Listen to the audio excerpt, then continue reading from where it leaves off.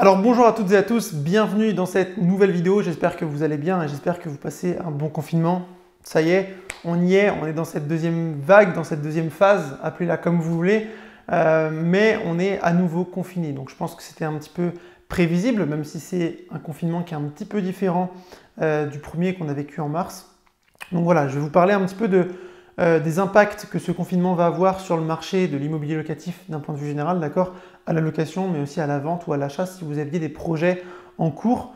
Je vais vous parler de tout ça. Il y a des petits points à prendre en compte qui vont être importants, surtout pour les personnes qui utilisent une certaine stratégie d'investissement. Je vous en parlerai tout à l'heure.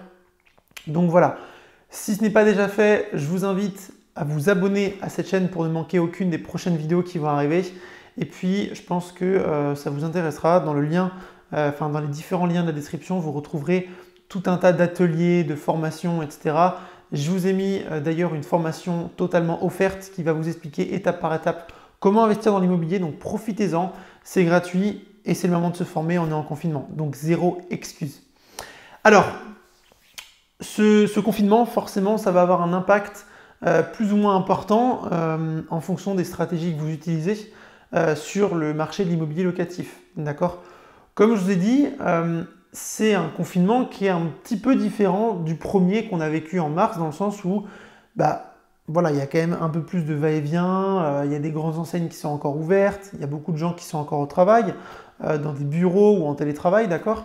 Donc c'est un petit peu différent de ce qu'on a vécu en mars, où là c'était vraiment confinement, d'accord ? Par contre, forcément, le marché du tourisme en prend un coup, d'accord ? Tout ce qui va être activité, tourisme, etc., rebelote, d'accord ? Tout est fermé. Donc forcément, toutes les personnes qui ont reposé leur stratégie sur de la location saisonnière, de la location courte durée, d'accord ?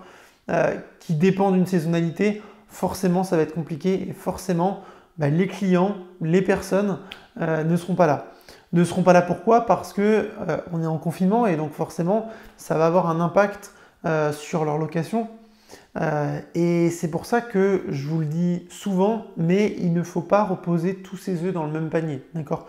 Et c'est là où on voit que justement toutes les personnes qui ont reposé toute leur stratégie sur de la location courte durée, ça va être très compliqué. Ça va être très compliqué parce que pas de touristes, pas de va-et-vient, d'accord, les Airbnb, tout ça, pour l'instant, c'est fini. Donc, ça va être un petit peu compliqué et je le vois aussi, moi, alors je ne fais pas de location courte durée, pas pour le moment, mais je le vois aussi en fonction des personnes de mon entourage, des investisseurs qui ont des biens en courte durée, qui arrivent un petit peu à tirer leur épingle du jeu avec différentes stratégies. Mais dans tous les cas, voilà, le confinement, c'est le confinement. Et même pour eux, c'est difficile. D'accord ? C'est difficile. Donc, au bout d'un moment, on ne peut pas inventer de recettes miracles. L'idée, c'est de repasser la location en courte durée, de la repasser en location classique à l'année. D'accord ? Et donc, c'est pour ça que je vous dis à chaque fois de garder toujours un autofinancement, même quand vous utilisez une stratégie à haut rendement. D'accord ? Donc, que vous utilisiez de la colocation, de la location courte durée, de la division, etc., toutes ces stratégies qui vont être extrêmement intéressantes en termes de rentabilité, il faut que en location classique, ça soit en autofinancement. D'accord ? Donc, même si vous utilisez une stratégie à haut rendement, quand vous faites vos calculs, vous devez être en autofinancement, même si vous utilisez ce type de stratégie, parce qu'on ne sait jamais ce qui peut arriver.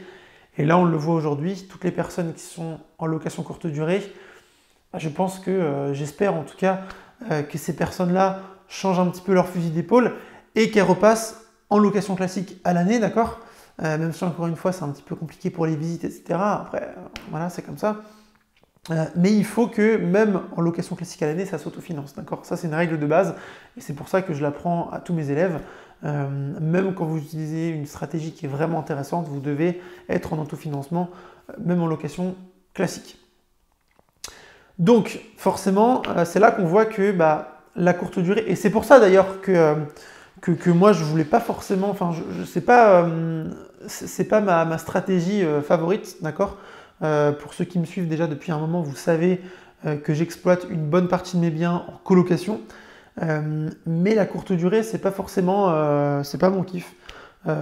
Et c'est une des raisons pour lesquelles c'est pas du tout mon kiff, c'est que pour moi, ça dépend trop d'une saisonnalité et on dépend trop d'une activité touristique, on va dire. Même s'il n'y a pas que des touristes dans la location courte durée, hein, loin de là.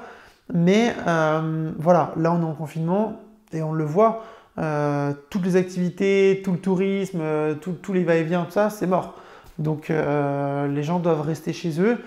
Et c'est pour ça que la location classique, à l'année, je dirais, parce que vous pouvez faire de la location, de la colocation par exemple, c'est une stratégie à haut rendement, néanmoins ça reste une location à l'année, d'accord? Et c'est pour ça que la courte durée, moi c'était pas vraiment mon truc, c'est surtout pour ça, c'est pour d'autres raisons également, je ne vais pas m'étaler dessus dans cette vidéo, mais c'est surtout pour ça. Donc voilà, c'est pour ça que un gros warning pour toutes les personnes qui sont en courte durée, sachez néanmoins qu'il y a des aides qui existent de la part d'Airbnb, je ne sais pas si vous en aviez bénéficié pour le premier confinement, mais vous pouvez faire une demande tout simplement à Airbnb en fait, avec votre compte Airbnb ou peut-être Booking, je ne sais pas si Booking le font, mais en tout cas Airbnb le font, de faire une demande tout simplement et ils vont vous rembourser à hauteur d'un prorata, ils font des calculs, mais en gros voilà, ils vont vous rembourser une petite partie, donc c'est toujours intéressant, d'accord? En tout cas, faites la demande. Pour ce qui est de la location classique, moi de mon côté ça ne bouge pas, d'accord? J'ai eu un turnover seulement dans mes colocations. Pourquoi? Parce que c'était une personne qui avait le Covid et qui, au vu des soucis de santé qu'elle avait et qu'elle allait avoir par la suite, elle ne pouvait pas rester dans un logement comme ça, donc elle a préféré rester chez ses parents et elle fera toute son année chez ses parents. Donc voilà, c'est simplement pour ça que j'ai eu un turnover. Même si on est en confinement, j'ai réussi à faire des visites, donc je les ai fait à distance avec les colocataires, etc. Ça se fait parfaitement. J'explique d'ailleurs dans mon programme de formation comment vous pouvez automatiser à distance aussi. Donc voilà, ça ne change pas grand-chose parce que de toute façon, on est en confinement. Donc les gens doivent rester chez eux. Et c'est pas comme mars-avril. Mars-avril, c'était différent. Pourquoi? Parce que dans la colocation, alors moi j'ai essentiellement des étudiants, mais pas que, mais j'ai essentiellement en grande partie des étudiants. Et aux alentours de mars-avril, même si parfois les étudiants vont jusqu'à mai-juin, ça peut arriver. Là, mars-avril, on était vraiment en fin d'année et donc toutes les facs, toutes les universités étaient fermées et donc j'ai des gens qui sont partis prématurément, d'accord? Là, c'est différent, on est à peine en plein milieu d'année, même pas, on est début novembre. Donc voilà, l'année elle continue et même s'il y a des dispositions nécessaires et que le confinement ça ne va pas durer pendant 3 mois, je l'espère, donc voilà, l'année continue. Donc ça ne va pas forcément impacter la population étudiante, on va dire. Donc voilà, si vous êtes en location classique à l'année, ça ne bouge pas tant que ça. Dites-moi en commentaire d'ailleurs si y a des personnes pour qui ça change, ou si vous avez eu des turnovers, si vous avez eu des préavis de départ, etc. Toutes les personnes qui ont des baux commerciaux, donc toutes les personnes qui sont propriétaires de locaux commerciaux, c'est le cas généralement quand soit vous achetez un local commercial tout seul, ou soit vous achetez un immeuble de rapport, et ça arrive que vous pouvez avoir plusieurs lots au-dessus et un local commercial en bas. Les locaux commerciaux, moi c'est pas mon truc non plus et on le voit en ce moment aussi. De une, avec le confinement, ça va être très compliqué pour beaucoup de commerces. Et de deux, il y a le raz-de-marée e-commerce qui est déjà là depuis un bon moment mais qui balaye tout sur son passage. Et en plus avec la crise sanitaire, le confinement, etc., le e-commerce prend de plus en plus d'ampleur. Donc je pense que ça va être de plus en plus compliqué et de plus en plus difficile pour les commerçants classiques avec un business physique, d'accord, avec un local commercial. Donc ça va être de plus en plus compliqué. Donc c'est pour ça que, voilà, MEF par rapport à ça. Moi, c'est pas mon truc non plus. Après, si je me tourne justement de plus en plus vers les immeubles de rapport pour mes prochains investissements, à voir s'il y a un local commercial, à voir. Mais en tout cas, c'est une grande question par rapport à ça, parce que ça va être de plus en plus compliqué. Donc voilà un petit peu mon point de vue aussi par rapport à ça, il faut aussi penser long terme, d'accord? Sinon, pour tout ce qui va être achat, vente, alors là, ça va dépendre du notaire, ça va dépendre de plein de choses en réalité, mais surtout du notaire. Pourquoi? Parce que tout se fait en télétravail, on va dire, tout se fait à distance, procuration, signature électronique, etc. Et toutes les études notariales ne proposent pas la signature électronique, même si c'est en train de se moderniser, on va dire, dans toutes les études notariales. Mais toutes les études ne le font pas. Donc si vous ne l'avez pas, vous ne pouvez pas signer. Donc tout ce qui est compromis et acte authentique, ça va être compliqué. D'accord? Néanmoins, vous pouvez quand même, voilà, toutes les personnes qui ont un notaire avec une signature électronique, ça fonctionne très bien. Et même moi, je l'ai déjà fait, même pas forcément en confinement, mais même avant. Procuration, signature électronique, vous pouvez tout faire à distance. Okay, la seule chose, c'est que si vous passez par un agent immobilier pour effectuer des visites, toutes les visites sont annulées. Alors, toutes les visites professionnelles avec un agent immobilier sont annulées parce que les agences immobilières sont normalement fermées. Je dis bien normalement parce que la dernière fois, j'ai vu une agence qui était ouverte. Donc voilà, à voir. N'hésitez pas en commentaire également à me dire, vous, comment ça se passe dans votre ville.